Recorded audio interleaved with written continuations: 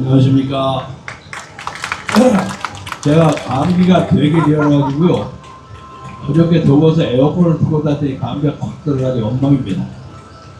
방금 제가 올 때 인사했던 사람이 중앙정보부에서 북한 탈북자를 2,400명이나 조사했던 유명한 KCI입니다. 유명한 사람입니다. 제가 끝나고 난 다음에 또 말씀 좀 시키겠습니다. 저는 1960년에 이 근처에서 태어나지 않은 분도 계시겠지만 대학 1학년이었습니다. 그래서 경무대 앞에 가서 데모를 했습니다. 그런데 당시에 데모를 했으면서도 우리는 이승만 박사에 대한 거부감은 별로 없었습니다. 그 양반은 단독 후보이기 때문에 무조건 되는 거예요. 그런데 이기봉이가 장면이하고 경장보다 좀 떨어진 것 같으니까 무리를 벌렸어요. 야, 어떤 놈이 그러냐?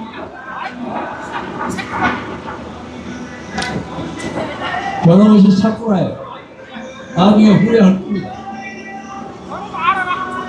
그래서 내가 목소리가 약해서 저걸 극복하지 못하고 죄송합니다. 4월 19일 날 경무대 앞에서 못 보고 데모를 하다가 우르르 뭐가 떨어지는데 쏘락된 줄 알았어요. 그런데 종로 경찰서 경위가 막 적탄을 떠들어가지고 그 현장에서 24명이 죽었습니다. 제 바로 옆에 있는 어떤 여학생도 죽었어요. 이 여학생은 스크램을 짜고 있는데 갑자기 뛰어 들어와서 피워줬어요. 만약에 걔가 아니어서 내가 맞았을 뻔했어요. 알고 보니까 서울미대 1학년 고순자라는 여자. 얼굴도 제대로 못 봤죠. 그래서 요새 4.19 묘지에 가면 제가 고순자한테 맨날 갑니다. 야, 고순자 나왔다. 그리고 거기서 한 30-40분째 나 혁명 동지거든. 그 후로 이 나라는 우여곡절을 거쳐서 87년 제6공화국을 만들었는데 그때는 정치적 야합이 된 것처럼 되어 있었는데 이것이 2002년이 되니까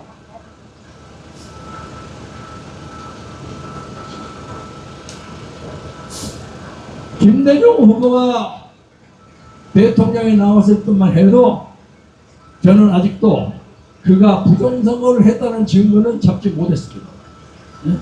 그때는 김종필이하고 짜가지고 이렇게 했어요. 근데 끝나고 난 다음에 2002년 절더러 북한에 좀 갔다 오라고 그래서 제가 밀서로 북한을 갔다 왔습니다. 갔다 와서 이런저런 얘기하면서 선생님 그 돈을 자꾸 주고 하면 오해를 받을 것 같은데 그 돈 좀 이따가 주십시다. 그러면 정상회담 안 하겠다 그러는데 정상회담 지금 당장하고 뭐 있습니까? 좀 이따 해도 됩니다. 제가 가보니까 북한은 완전히 빈곤이 쫙 깔려가지고 저거 몇 달 되면 김정일이랑 손댈 것 같습니다. 두고 보세요. 그러니까 자네는 자네 일 아니라고 남 얘기하면서 그러세요? 저는 김대중 씨하고는 그의 두 번의 망명을 북한에서 제가 수반을 다 했습니다. 세상이 다 합니다. 김경정 수반을 다 했어요. 그리고 동교롭게 제 큰 형님하고 같은 돼지띠예요. 그래서 내가 형님 해요.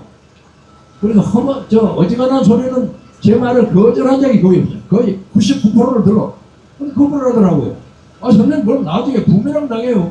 부메랑 당하니까 뭐좀 화를 내더라고요.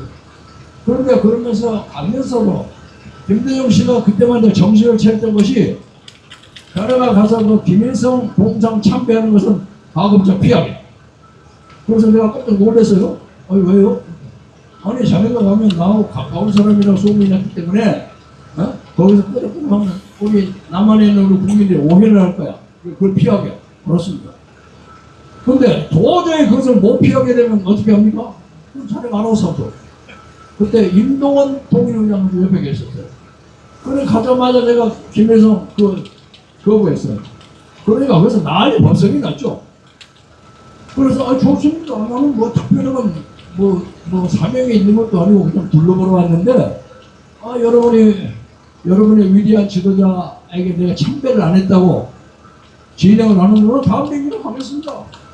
제가 걱정할 거 하나도 없습니다. 그러니까 이 양반도 입장이 날짜였어요. 김정일이가 저하고 동갑입니다. 근데 김정일은 저를 만나고 싶었어요. 그런데 그 최용해라고 있죠. 인민상임위원회 그 의장은 우리나라 국회의장하는 친구, 그 친구가 그렇게 반대를 해요. 저거 반동인데 왜 그놈을 만나려고 하느냐. 그래서 결국 김정일을 제가 못 만나고 있습니다. 그런데 그 후에 여기 와서 대통령 선거를 하는데 김정일이가 여기서 이만큼 되는 큰 호랑이 표를 하려고 그랬어요. 시베리아 호랑이. 이빨만 풀었을 때 완전 호랑이야. 아이고 입장이 많잖아 말이에요. 그래서 제가 임동원 장관이나 이런 분이 이거 당연히 이거 어떻게 했으면 좋습니까? 적당히 처리하시오. 친구하지 말고. 그래서 그걸 제가 경주김씨 종친회장을 하고 있었어요. 그래서 우리 종친에 김기영이라는 총무이사인데 네가 좀 가지고 있어라. 그래 금방 지금도 가지고 있거나 팔아먹거나 했을 때 묻지 않았습니다. 그 다음에 저한테 와서 김정일 위원장이 당신을 카운트파트로 하고 싶다. 어떻게 하는 거예요? 우리가 1000만 표는 끌어낼 수 있다. 아이고, 여보시오, 나 어린 애를 치고 가시오? 어떻게 당신이 1000만 표? 아, 자신이 있습니다. 뭐 자신이 어떻게 구체적으로 얘기해봐. 그때가 이해찬이를 중심으로 해서 신경이하고 선거 부동기를 만들었을 때예요. 그래서 제가 경선에 안 나갔습니다. 그래서 저는 그것 때문에 김대중하고 사이가 나빠져가지고 그 후에 그 양반을 입원해서 세상을 떠날 때까지 만나지를 못했습니다. 그런 저는 대한민국의 정치인 김대중을 위해서 가장 많은 노력을 한 사람으로 가장 많은 포박을 당했습니다. 네, 그래도 지금 뭐 떳떳해요. 그리고 뭐 거기서 온갖 유혹을 다 받았지만 유혹 하나도 넘어가지 않았어요. 제가 말씀을 요약하겠습니다. 이번에 선거 부정하는 걸 보고 이제 우리에게 새로운 기회가 온다. 이건 도저히 묵과할 수 없는 부정선거입니다. 이건 자유세계에 유례 없는 부정선거입니다. 다 알잖아요, 여러분. 선거 투표지가 부족하고 어떤 데는 투표지가 남아 돌아가고 어떤 데는 유권자가 100명인데 나중에 136명이 찍었고 어떤 거는 5명짜리 서울 특별시 시장 후보인데 어떤 데는 2명 오세훈이가 2사람 그런 투표가 어디 있습니까? 이건 완전히 엉터리예요. 그래서 제가 이재명이한테 네 사퇴하지 말고 하야해라 했습니다. 옛날 이승만 박사 할 때 우리는 피를 원하지 않는다. 글로리오스 레볼루션을 해야 된다. 근데 좋은 말 할 때 하야해라. 그러면 이 나라에 피 흘리지 않고 1689년 88년에 영국의 글로리오스 레볼루션 명예혁명처럼 깨끗하게 제7공화국을 만들자. 그리고 이것을 정리하는 것은 당시 허정 같은 사람이 있지 않았습니까? 그래서 새로운 헌법을 만들어가지고 니들 쓸데없는 오탄 갖다 집어넣었다면 말도 안 되는 얘기고 협정을 해가지고 깨끗하게 제7공화국을 만들자. 니들 그러면 니들을 가는 앞길은 죽음밖에 없다. 과감하게 얘기했어요.